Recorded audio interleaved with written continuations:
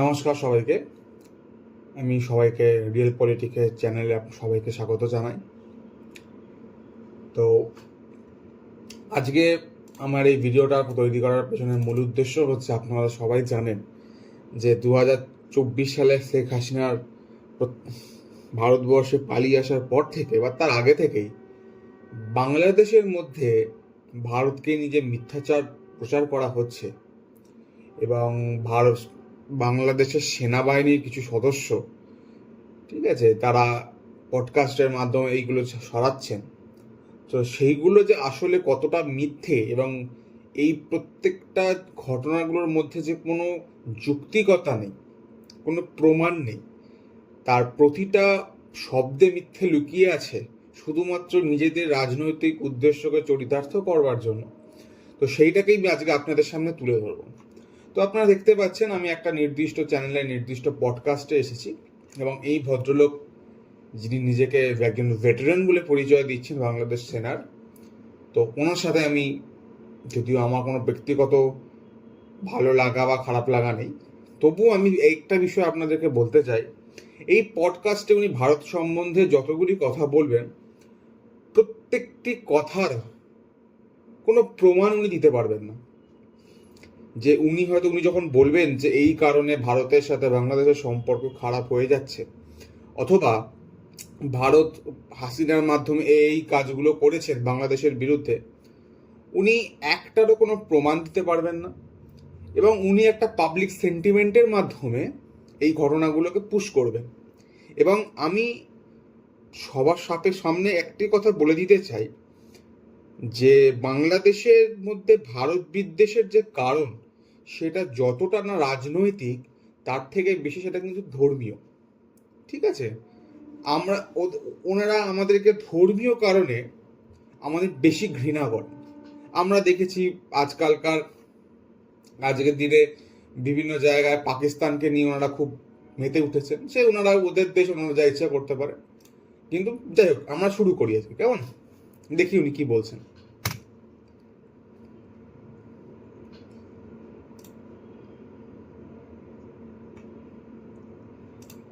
আচ্ছা, উনি শুরু করেছেন সে চিকেন নেক দিয়ে। এটা যদিও একটা ভিডিওর ইন্ট্রো, তো আমি এই বিষয়ে কোনো মন্তব্য করছি না। আমরা সোজাসুজি ভিডিওর মধ্যে যাওয়ার চেষ্টা করছি।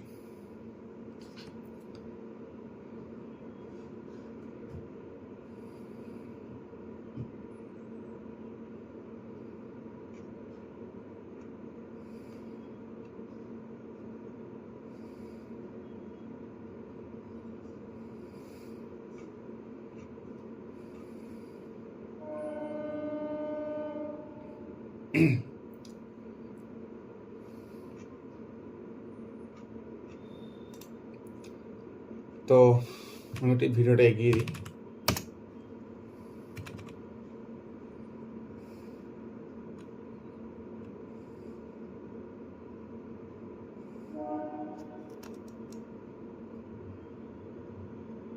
আচ্ছা, এখানে আপনি দেখতে পাচ্ছেন উনি বলছেন যে বিগত 15 বছর, মানে উনি হাসিনা সরকারের আমলটা উল্লেখ করছেন, যে হাসিনা সরকারের আমলে ভারতের সাথে যেহেতু বাংলাদেশের একটা খুব ভালো সম্পর্ক ছিল, তাই উনি বলছেন যে ভারত যা করে তাই সব ভালো। তো আমরা নিশ্চয়ই আশা করি যে উনি একটা কাজের প্রমাণ দেবেন, কিন্তু আমরা দেখবো উনি কিছু দিতে পারবেন না। আপনারা শুধু দেখতে থাকুন।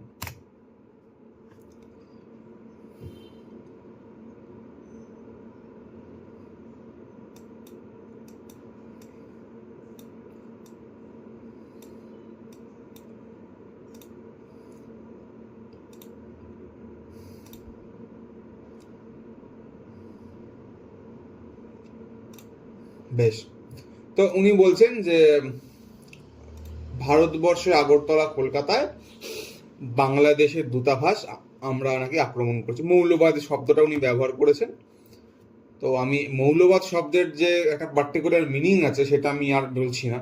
তো আমি দেখি এই কথাটার মধ্যে কতটা যৌক্তিকতা আছে।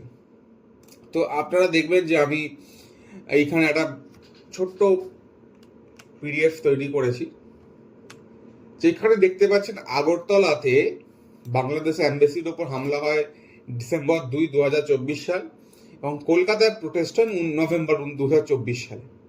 কিন্তু আপনারা যদি এই ঘটনাটা দেখি আমরা, দেখুন এই সালটা আপনারা লক্ষ্য করুন, আমি যদি একটু জুম করি, দেখুন এটা হচ্ছে জুলাই 25, 2019 সাল।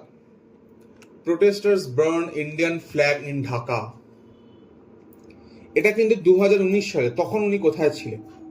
এবং এবং এইখানে যদি আপনারা মনে করেন যে কিসের জন্য হয়েছিল, দেখুন এইখানে বলছে যে গুজরাটে কি হয়েছে, সেই জন্য ওরা নাকি বাংলাদেশে ভারতের পতাকা পুড়িয়ে দিয়েছে। ভাবুন। এবং শুধু এইখানে নয়, আপনারা যদি মনে করে দেখেন 2024 সালে বাংলাদেশ নাকি 4 দিনের মধ্যে ভারত কলকাতা দখল করবে, ভারত দখল করবে, 7 সিস্টার্স খেয়ে নেবে। ওনারা তো বলেন আমরা খেয়ে নেবো, কি খাবেন ওনারাই জানেন, কিন্তু ওনারা নাকি খেয়ে নেবেন। এই যে ঘটনাগুলো, তখন কোথায় ছিলেন?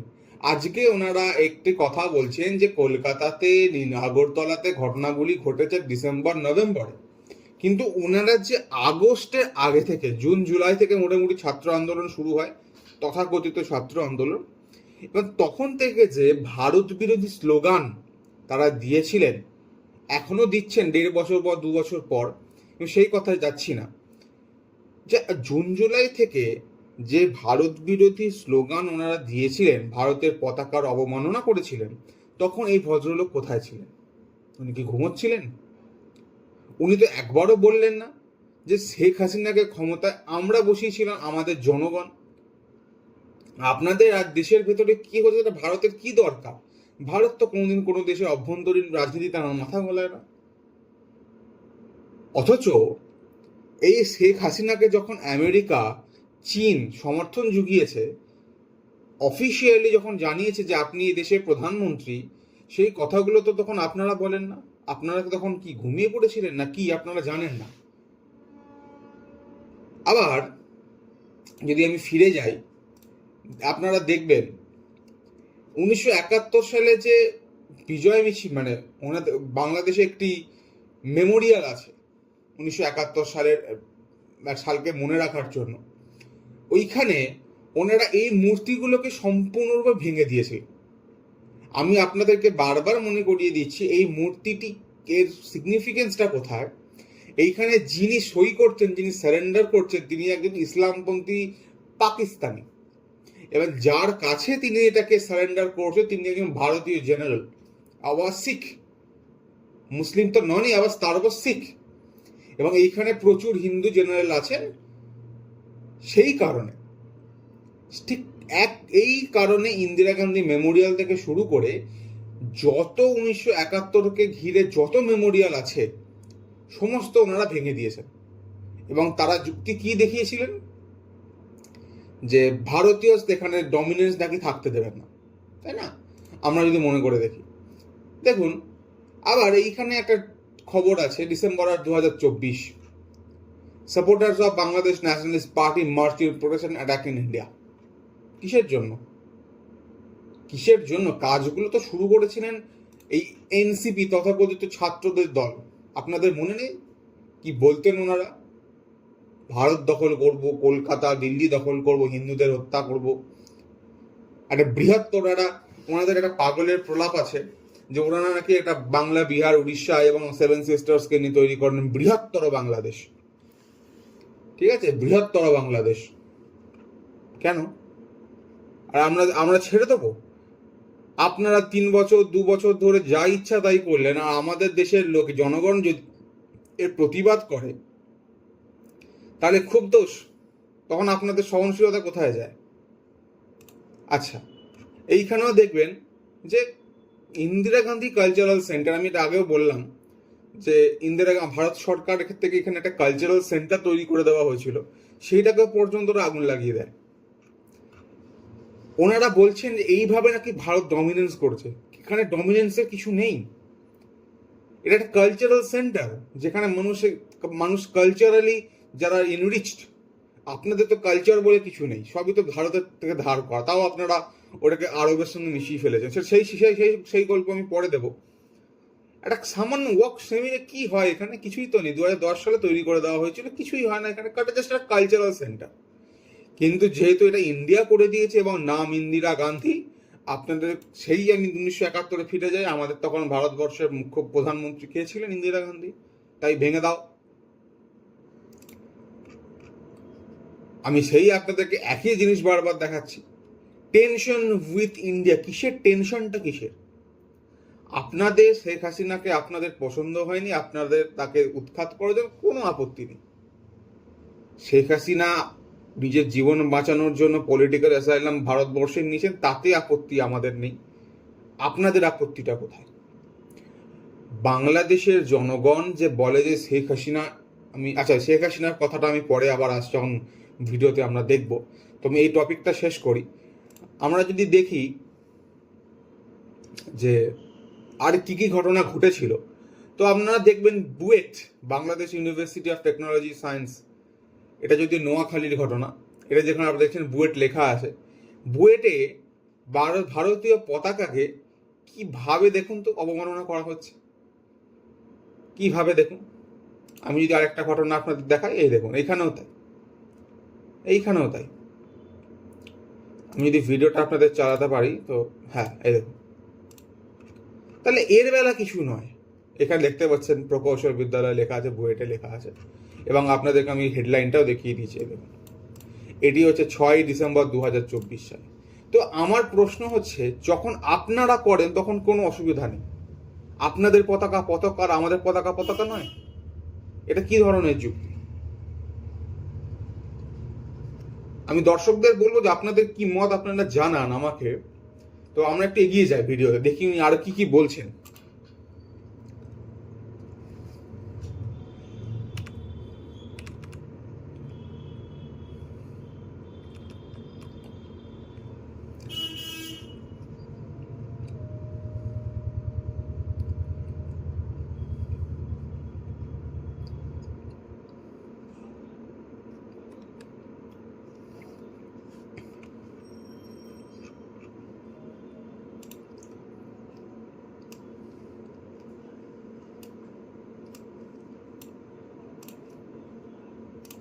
দেখুন উনি কিভাবে একটা রাজনৈতিক আন্তর্জাতিক বিষয়কে কিভাবে নিজের স্বার্থে কাজে লাগাচ্ছেন। দেখুন, আপনারা যদি ইরান ইসরায়েলের কোনো বিতর্কর বা যে যুদ্ধ ঘটছে 1 বছর 2 বছর ধরে, সেই ঘটনাগুলিকে আমরা পরিষ্কারভাবে দেখি, সেখানে কোথাও লেখা নেই যে ইসরায়েল যেহেতু ইরানের দামাস্কে একটা অ্যাম্বাসিতে আক্রমণ করে, সেই জন্য ইরান এই হামলাটা করে।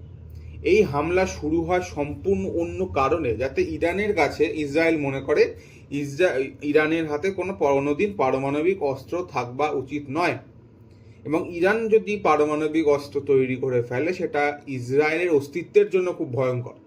এবং সেই জন্য তারা রাইজিং লায়ন যে একটা মিলিটারি তারা শুরু করেছিল, মিলিটারি প্রিএম্পটিভ স্ট্রাইক যাকে আমরা বলি, সেখান থেকে ইরানের সাথে ইসরায়েলের সম্পর্কটা খারাপ হয়। এবং তার চেয়েও বড় কথা, ইসরায়েলের যে মূল সমস্যা হামাস, তাকে সাপোর্ট করে ইরান, হেজবুল্লাহকে সাপোর্ট করে ইরান, হুতিদের সাপোর্ট করে ইরান। একটা টোটাল মধ্যপ্রাচ্য এবং ওয়েস্ট এশিয়ার দিকে পুরো টেররিস্ট নেটওয়ার্ক তৈরি করে রেখেছেন ইরান ইসরায়েলের বিরুদ্ধে। এবং সেই সমস্তকে কেন্দ্র করে কিন্তু ইসরায়েল ইরান কনফ্লিক্ট।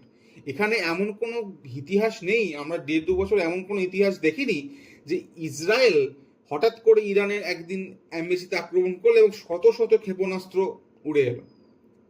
এবং আমরা এগিয়ে যাই।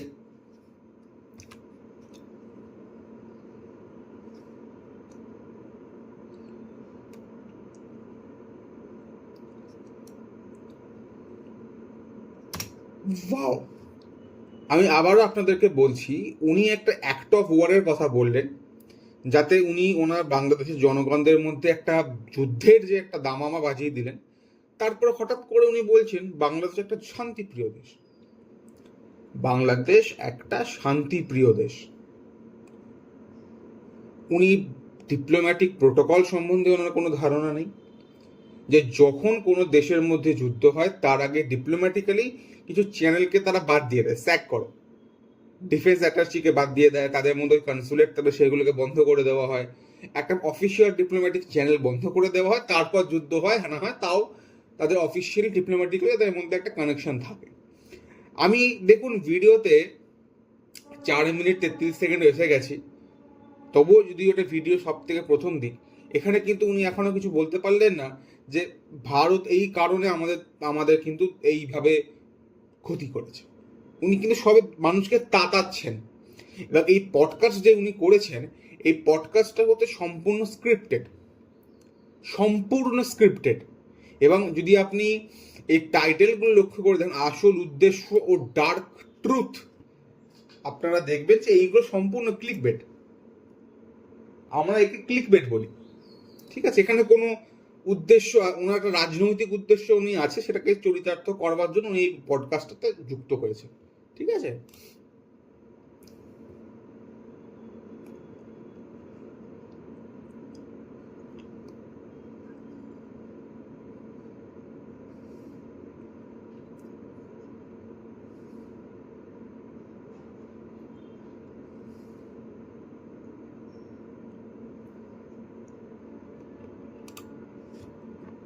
আবারও উনি সেই এক কথা বলছেন যে ওনাদের মধ্যে ক্ষোভ আছে, এবং উনি সবে শুরু করেছেন যে 15 বছর ধরে যিনি ওনাদের দেশকে শাসন করেছেন তাকে আমরা কেন আশ্রয় দিলাম, ঠিক আছে?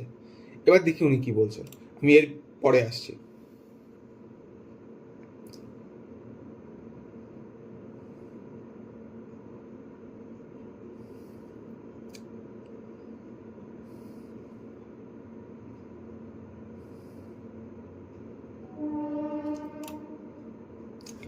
তো আমি ওনাকে মনে করিয়ে দিতে চাই যে একটা শব্দ হয় আন্তর্জাতিক সম্পর্কের রাজনীতির ক্ষেত্রে, এটাকে বলে পলিটিক্যাল অ্যাসাইলাম।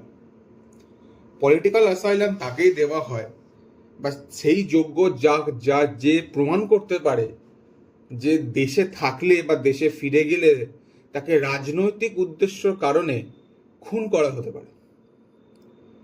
এবং এই সমস্ত ঘটনাগুলির ক্ষেত্রে তবেই কিন্তু কোনো মানুষকে পলিটিক্যাল অ্যাসাইলাম দেওয়া হয়। এবং আমি আমার দর্শকদের একটি কথা মনে করিয়ে দিতে চাই, ভারত কিন্তু শেখ হাসিনাকে ডেকে আনেনি। বাংলাদেশের সেনাবাহিনী নিজে ভারতের অনুমতি নিয়ে ভারতীয় বায়ুসেনার গার্ডে তাকে ভারতের মাটিতে পৌঁছে দিয়ে গেছে। ভারত তাকে পলিটিক্যাল অ্যাসাইলাম দিয়েছে কারণ আমরা দেখেছি যে জুন জুলাই মাসে কিভাবে তার ওপর রাজনৈতিকভাবে আক্রমণ করা হয়েছিল। এবং আজ থেকে 2 বছর পর আমরা সেইগুলো প্রত্যেকটা বিষয় চোখে আঙুল দিয়ে দেখতে পাচ্ছি যে এটা আসলে একটা ডিপ স্টেটের কাজ, এটা কোনো অর্গ্যানিকভাবে হয়নি। এবং উনি একটা কথা বললেন যে একটা দেশের সাথে একটা দেশের সম্পর্ক হয় কোনো রাজনৈতিক বিশেষ দলের ক্ষেত্রে হয় না।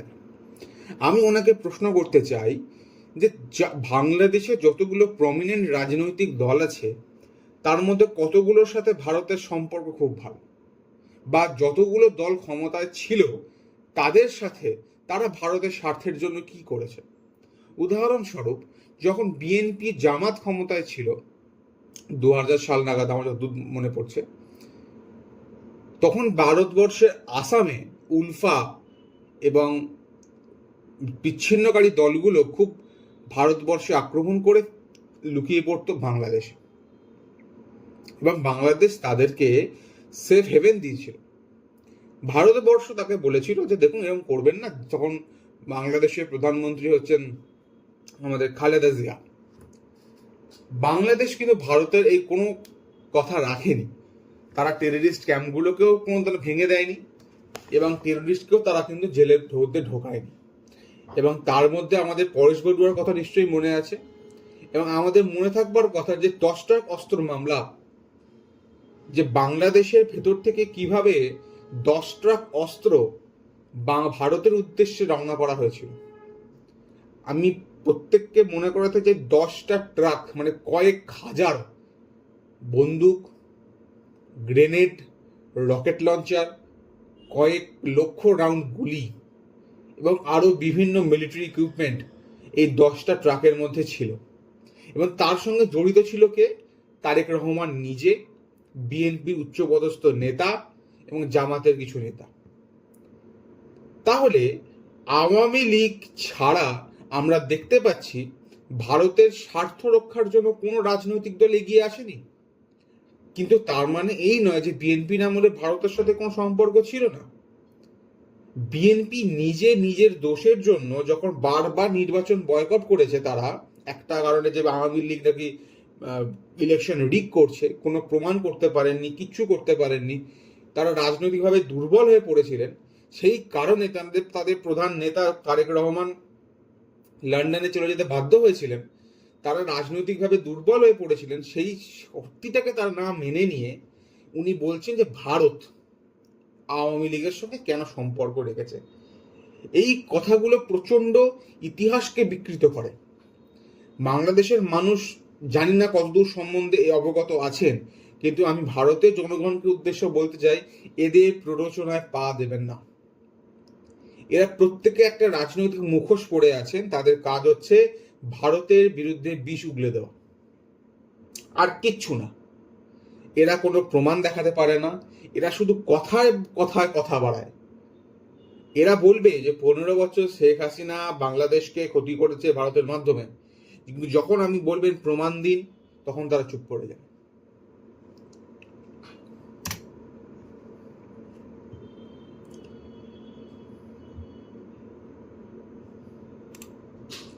উনি নিজে সেনাবাহিনীর লোক হয়, উনি বলছেন পৃথিবী একটা খুব ভদ্র জায়গা। তো এই দুটো কথা কখনো একসাথে আমি মেলাতে পারছি না, ঠিক আছে? পলিটিক্যাল, আমি বারবার বলছি যে প্রতিটা দেশ নিজের রাজনৈতিক স্বার্থের কারণে এই কাজগুলো করে থাকে, এবং প্রত্যেকটা দেশের অধিকার এই কাজগুলো করা। আমি আপনাদের উদাহরণ দিচ্ছি, আপনারা যদি কেউ খবর ফলো করে থাকেন, যে দেখবেন এই বছর এবং 2025 সালের শেষ দিকে 26/11 হামলার সঙ্গে যুক্ত, মুম্বাই তাজ হামলার সঙ্গে যুক্ত একজন আমেরিকান এবং একজন কানাডিয়ানকে আমরা ভারতবর্ষে ফিরিয়ে এনেছি। এত বছরের একটা ডিপ্লোম্যাটিক্যালি চ্যানেলের মাধ্যমে তাদের কোর্ট তাদের অর্ডার দিয়েছে, আমরা সেই পিছনে লেগেছিলাম। এবং আমেরিকা, কানাডা, তারা এটা বিশ্বাস করে যে এরা আসলেই ভারতকে ক্ষতি করতে চেয়েছিল, তাই তারা এদেরকে ভারতের হাতে তুলে দিয়েছে। এটা হচ্ছে ইন্টারন্যাশনাল রিফর্মস, এগুলোকে বলে ইন্টারন্যাশনাল ল। এনারা কি করেছেন? মোহাম্মদ ইউনুস মাত্র দুবার, আমার যতদূর মনে পড়ছে, দুবার ভারতের সামনে এরকম প্রস্তাব রেখেছিলেন, তা অফিসিয়ালি নয়। যে এক্সট্রাডিশন ট্রিটি আছে, সেইখানে একটি ক্লজে পরিষ্কার বলে দেওয়া হয়েছে যে রাজনৈতিকভাবে যদি কোনো মানুষকে তাড়ানো হয়, সেখানে যদি তার নিজের দেশে নিজের প্রাণ সংশয় থাকে, তাহলে কোনোভাবেই এই এক্সট্রাডিশন ট্রিটি কার্যকর হবে না। ইউনুস সেটা জানতেন। আমরা জানি বাংলাদেশে অলরেডি হাসিনা সহ প্রচুর আওয়ামী লীগের নেতাদেরকে ফাঁসি দেওয়া হয়েছে। তাহলে আপনি যে ট্রিটি সই করেছেন সেখানে পরিষ্কারভাবে তো লেখা আছে, তাহলে আপনি এখানে ইগনোরেন্ট ভাবে কি করে বোকার মতো কথাগুলো বলছেন,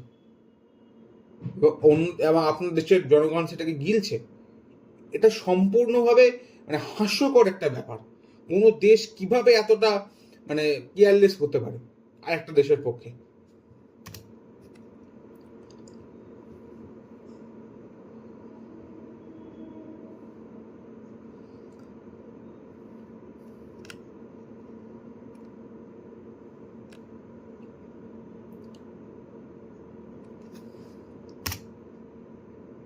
সেই এক কথায় কথা উনি বাড়াচ্ছেন, কোনো রকম ডিটেলসে উনি যাচ্ছেন না, কারণ উনি জানেন উনি দিতে পারবেন না। তো আমরা ভিডিওটাকে একটু এগিয়ে নিয়ে যাব।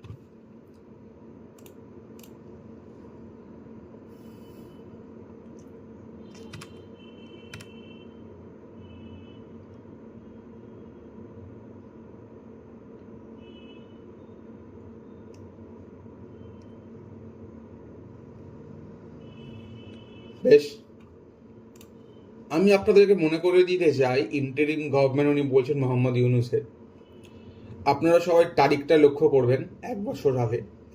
এখনো কিন্তু ভারতবর্ষ, তখনও 2025 সালে ট্রান্সশিপমেন্ট বাতিল করেনি, এবং তখনও ইউনুস সরকারের আমলে প্রায় 6 থেকে 8 মাস, একটু কম অ্যাকচুয়ালি 5 মাস মতো, বা একটু বেশি হতে পারে, আমার ঠিক মনে নেই। তো ভারত কিন্তু ইন্টারিম সরকারকে বলেছিল, আপনারা আপনাদের যা নীতি, আপনাদের যা সাইন করা আছে, আপনারা নিজেদের পণ্য বিনা শুল্কে আমাদের পোর্ট দিয়ে, আমাদের এয়ারপোর্টের মাধ্যমে বাইরে এক্সপোর্ট করতে পারে। ট্রান্সশিপমেন্ট ছিল ওদের।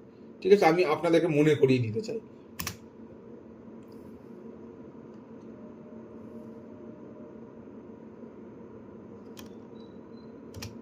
দেখুন, সেই জেনজি বোঝে, কিন্তু কেন বোঝে, কিভাবে বোঝে? তথ্য। আমি বলছি শুধু তথ্য দিন আমাকে।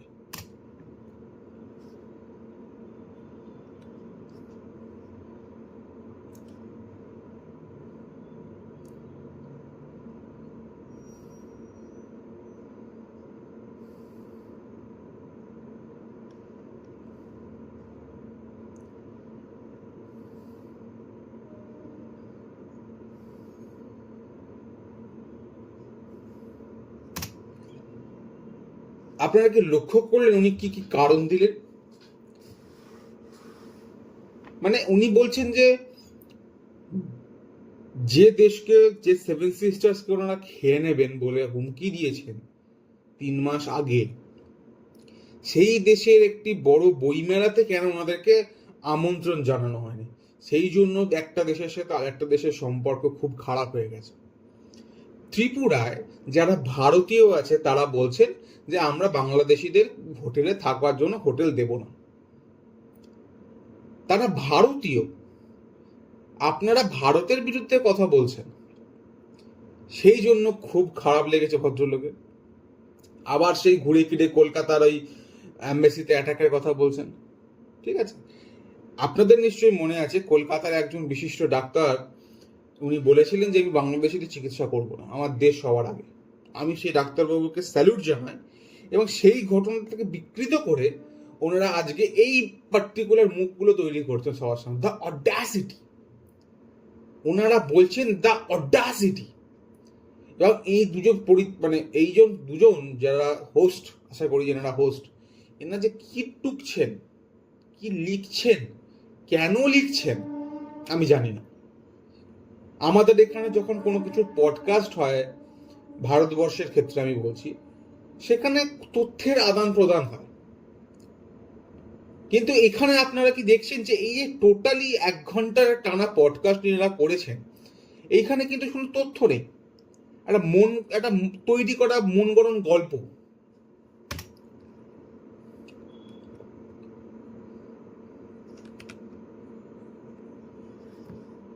হ্যাঁ, আমি যদি আজকে ইউটিউবে না সার্চ করি,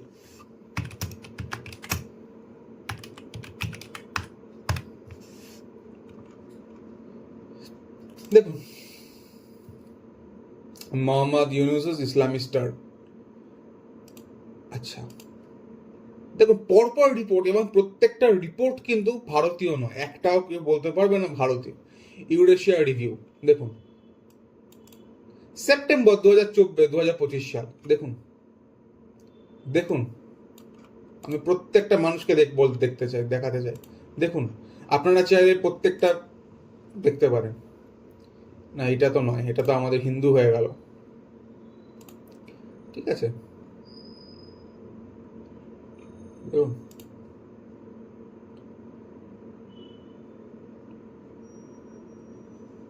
দেখুন কি লেখা আছে, শুধু পড়ুন। দেখুন, আপনারা শুধু পড়ুন, যারা জানেন না, এই দেখুন, দেখুন, আপনারা ভিডিওটা পজ করে পড়তে পারেন। ঠিক আছে, তারপরেও এই ভদ্রলোক কিভাবে বলছেন এই কথাগুলো আমার ধারণার বাইরে, আমি জানি না। ঠিক আছে, এবং ইউনুস নিজে কত বড় একজন ইসলামিস্ট, সেই প্রত্যেকটা প্রমাণ কিন্তু আমরা পেয়েছি। উনি এখন বলবেন, মানে আপনারা বুঝতে পারছেন কিনা আমি জানি না, যে ওনাদের একটা স্পষ্ট রাজনৈতিক একটা উদ্দেশ্য আছে। ঠিক আছে,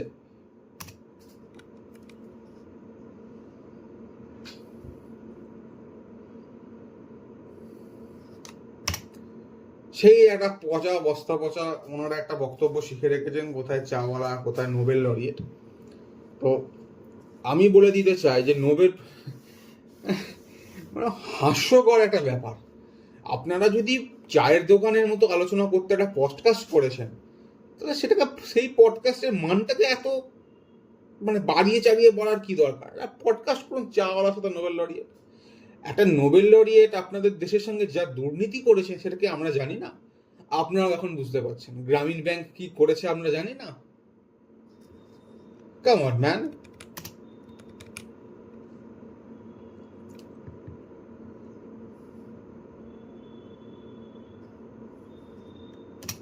মোল্লা, বাংলাদেশে 98% মানুষ হচ্ছে মোল্লা। আপনারাও সেটা খুব ভালো করে জানেন, আমরাও খুব ভালো করে জানি। এখানে লুকোচুরির কিছু নেই।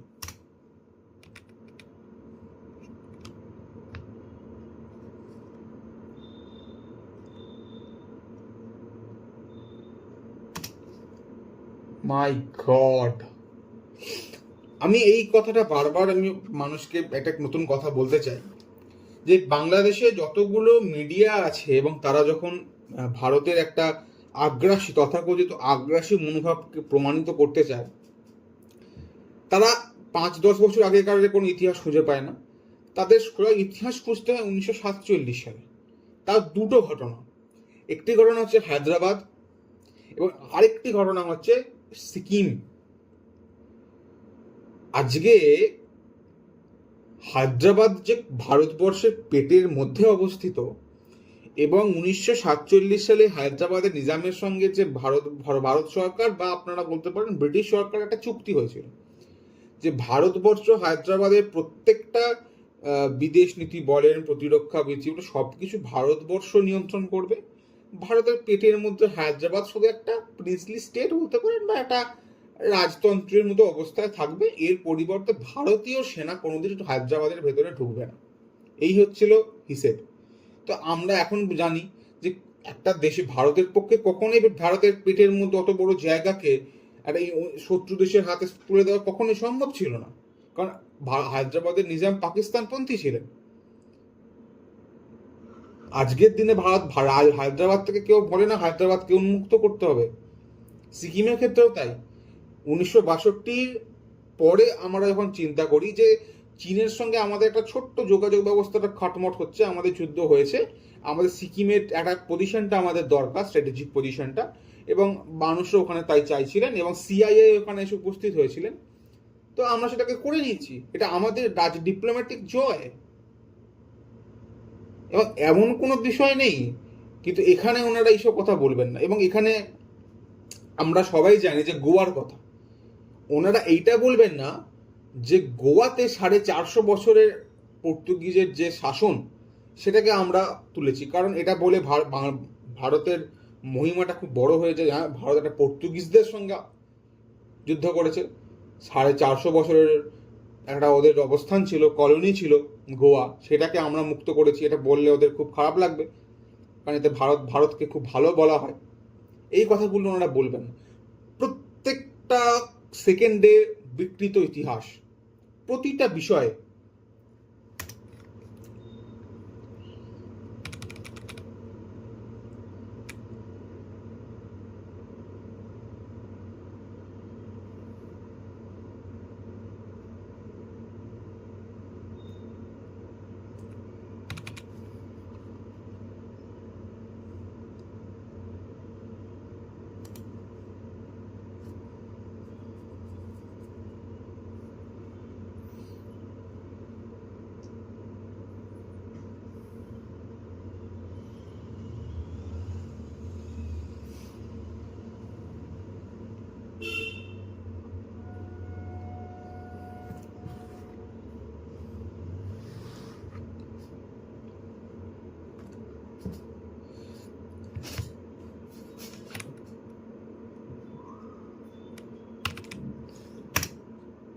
দেখুন, এই কথাটা কিছুটা হলেও সত্যি যে ভারতবর্ষ চায় চিকেন নেককে সুরক্ষিত রাখতে এবং একটা সেকেন্ডারি অপশন হিসেবে বাংলাদেশের মধ্যে দিয়ে যদি আমরা একটা অল্টারনেটিভ রুট করতে পারি যে ভারতের সাথে আমরা যুক্ত করব, তো সেইখানে চট্টগ্রাম বন্দর থেকে যদি মৈত্রী সেতু দিয়ে আমরা ত্রিপুরা, আগরতলা, আসাম এই অঞ্চলগুলো ঢুকতে পারতাম, বা উত্তর পূর্ব ভারতের অঞ্চলগুলো ঢুকতে পারতাম, তাহলে 1,500 যেটা চিকেন নেক দিয়ে রাস্তাটা হয়, সেটা মেরে কেটে হয় 500 থেকে 600 কিলোমিটার। এটা একটা ভ্যালিড পয়েন্ট। স্ট্র্যাটেজিক্যালি ভারতবর্ষ এখনো এই বিষয়ে কাজ করছে, মিয়ানমার হয়ে, থাইল্যান্ড হয়ে, কম্বোডিয়া হয়ে, সেটা অন্য বিষয়, এখন তো বন্ধ আছে। যাই হোক, তো এইটাকে ওনারা প্রথম থেকে অপোজ করেছিলেন, ঠিক আছে। তো এই কাজটা সম্পূর্ণ চালু হয়নি। মৈত্রী সেতু চালু হয়েছে, কিন্তু সেটা সম্পূর্ণ 2024 সালের সেপ্টেম্বর থেকে চালু হওয়ার কথা। এখন কি অবস্থা আমি জানি না। তো শুধু এই বোকারা, এই ছাগলের দলগুলো এইটুকু বুঝতে পারলো না কোনোদিন যে চট্টগ্রাম বন্দরটা কতটা উন্নত হতো। চট্টগ্রাম বন্দর বাংলাদেশের বিভিন্ন বন্দর কিন্তু আজকে তারা বিক্রি করে দিয়েছে ডিপি ওয়ার্ল্ডকে, আরবের একটি সংস্থাকে। ডক্টর মোহাম্মদ ইউনুস নিজে বিক্রি করেছেন, আপনারা সার্চ করলে দেখতে পাবেন। যাই হোক, চট্টগ্রাম বন্দরে যদি ভারতীয় মাল ঢুকতো, ভারতীয় জাহাজ ঢুকতো, তাহলে চট্টগ্রাম বন্দর থেকে বাংলাদেশের সরকার প্রচুর টাকা ট্যাক্স কালেক্ট করতে পারত, সেখানকার মানুষ চাকরি পেত, এবং সেখানকার রাস্তা দিয়ে যখন ভারতীয় পণ্য যেত, বাংলাদেশের লরি, যারা যানবাহন চালায়, লরি চালায়, তারা কাজের সুযোগ পেত, এবং ভারতীয় পণ্য কম পয়সায় বাংলাদেশের মার্কেটে ঢুকতে পারত। এবং প্রতিটা ট্রানজিটে, প্রতিটা রাস্তার যাতায়াতে বাংলাদেশ মিনিমাম প্রতি বছর 300 থেকে $350 মিলিয়ন রোজগার করতে পারত। ভারত কোনোদিন কারোর থেকে বিনা পয়সায় কিছু চায় না। কিন্তু একটা ভারতের ভালো হোক, নিজেদের ক্ষতি হচ্ছে হোক, কিন্তু রাজনৈতিকভাবে ভেসে থাকার জন্য এবং ভারতের যাতে ক্ষতি সাধন করা যায়, এই কথাটার উদ্দেশ্যে এনারা এই কাজটি করতে দিলেন না, সম্পূর্ণরূপে বন্ধ হয়ে গেছিল। কিন্তু ভারত কি বাংলাদেশের সাথে কোনো চুক্তি বাতিল করেছিল? আমরা চীনের মতন। আদানির বিদ্যুৎ আপনারা নিচ্ছেন, আমাদের থেকে তেল আপনারা নিচ্ছেন, চাল নিচ্ছেন, পেঁয়াজ নিচ্ছেন, ডাক্তার দেখাচ্ছেন, ওষুধ নিচ্ছেন, যানবাহনের পার্টস নিচ্ছেন। $80 বিলিয়ন তো আমাদের সারপ্লাস আছে আপনাদের সাথে ট্রেডে। তাহলে কিসের স্বার্থ?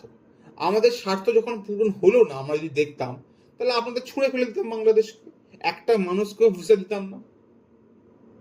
আজকে কিছু লোক বলবে যে কয়েক লক্ষ মানুষ কলকাতা, চেন্নাই, ভারতবর্ষে এসে আমাদের জিডিপিতে নাকি সাহায্য করে। কি জিডিপি আপনাদের? আপনারা এখানে দেখাতে আসেন কত টাকা খরচা করেন? 1 লাখ, 2 লাখ? এর বেশি তো করেন না, এর থেকে অনেক কমে করেন। যদিও আপনারা বস্তিতে থাকেন, আমি জানি কোথা থেকে আপনার ডাক্তার দেখাতে আসেন। তাহলে কত টাকা জিডিপিতে আপনারা দেন? বরঞ্চ আমরা এর থেকে বেশি আপনাদের জন্য আমরা প্রতিদিনে প্রতিটা হসপিটালে 1.5 লক্ষ মানুষ আমাদের নিজেদের লোক কম দেখতে পাই। আপনারা এলে আমাদের ভালোই হবে, কোনো জিডিপি আমাদের দেখাতে আসবেন। অশিক্ষা এবং একটা লিমিট থাকা দরকার।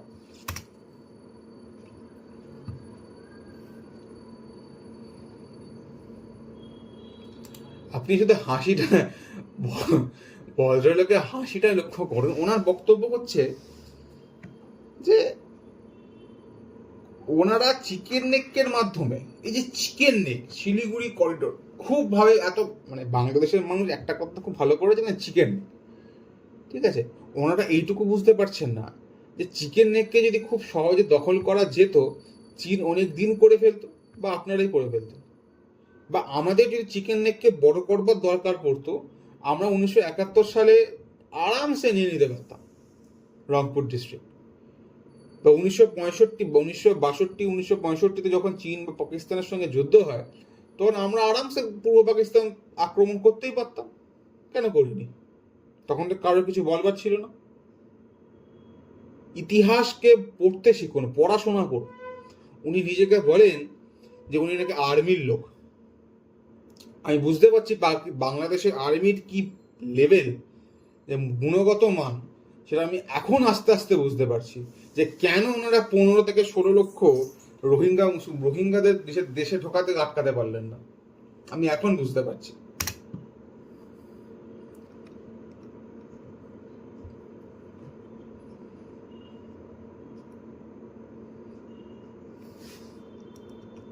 খুব ভালো। আমরা বাংলাদেশের ওপর দিয়ে প্লেন চালাবো, আপনারা কি করবেন? আমি প্রতিটা মানুষকে একটা কথা বলতে চাই, বাংলাদেশকে ফাঁদে ফেলার জন্য বা ভারতবর্ষের আর্মি মুভ করার দরকার নেই। জাস্ট আমরা একটা নেভাল ব্লকেট দেবো। কোনো পণ্য আপনারা এক্সপোর্ট করতে পারবেন না, কোনো পণ্য আপনারা আমদানি করতে পারবেন না, না খেয়ে মরে যাবেন। একটা গোলাগুলি করতে হবে না, একটা গোলাগুলি চালানো হবে না। তখন কি করবেন? তখন চিকেন নেক বলে তো আর দিন কাটবে না। বড় বড় দল।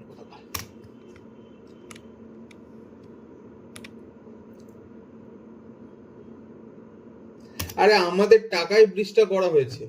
আমাদের বাজেটে প্রতিটা দক্ষিণ এশিয়া এবং দক্ষিণ পূর্ব এশিয়ার প্রতিটা দেশের জন্য ভারত সরকার নির্দিষ্ট টাকা বরাদ্দ করে।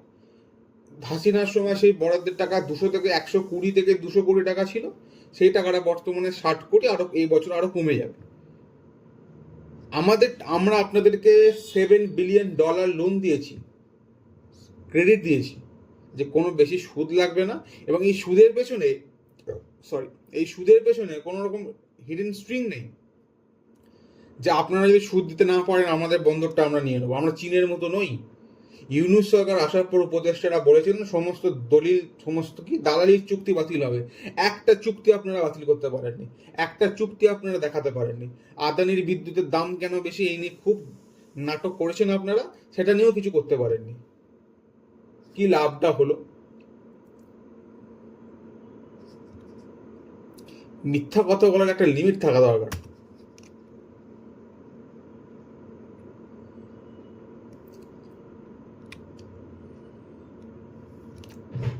ছাগল কথা।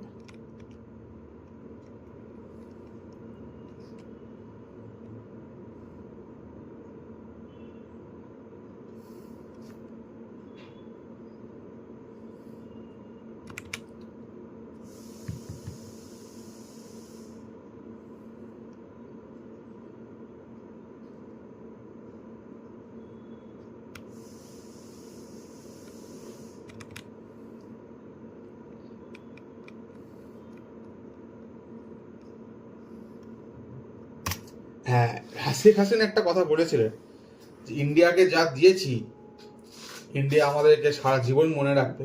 তার কথাটা হচ্ছে শেখ হাসিনা বাংলাদেশ থেকে ভারত বিরোধী যত জঙ্গি সংগঠন ছিল প্রত্যেককে জেলে ঢুকিয়ে দিয়েছিল। আনসারুল্লাহ বাংলা টিম, তার লিডার জসিমউদ্দিনকে, এবং উলফা থেকে শুরু করে যত উত্তরবঙ্গ 7 সিস্টার্স আসামে যত বিচ্ছিন্নতাবাদ দল ছিল প্রত্যেককে জেলে ঢুকিয়েছিলেন। প্রত্যেককে বাংলাদেশে ঢুকতে বিভিন্ন রকম বিধিনিষেধ দিয়েছিলেন, তাদেরকে ধরপাকড় করতেন। তারা খুব সহজে বাংলাদেশের মধ্যে ঢুকতে পারত না। এইটা আমাদেরকে দিয়েছিল, সিকিউরিটি দিয়েছিল, এবং সেই জন্য ভারতবর্ষ নিজের দেশে বাংলাদেশি গার্মেন্টসকে বিনা ট্যাক্সে কোনো শুল্ক ছাড়া ব্যবসা বাণিজ্য করবার অনুমতি দিয়েছিল। কটা দেশ দেয়? এই কথাগুলো তো বলবেন না, মিডিয়াতে পরিষ্কার বলা আছে।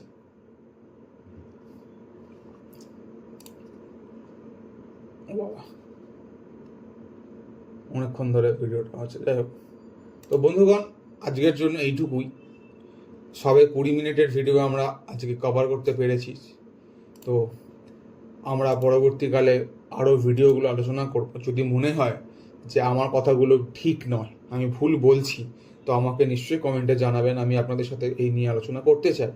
এবং দরকার পড়লে যদি মনে হয় যে আমি এই ভিডিওটা কেটে দেখিয়েছি, তো আপনারা নিজেরা গিয়ে এই ভিডিওটা দেখে আসতে পারেন এবং নিজেরা গিয়ে দেখতে পারেন যে কথাগুলো কতটা ঠিক কতটা ভুল। আজকের জন্য এটুকুই। ভালো থাকবেন। বন্দে মাতরম।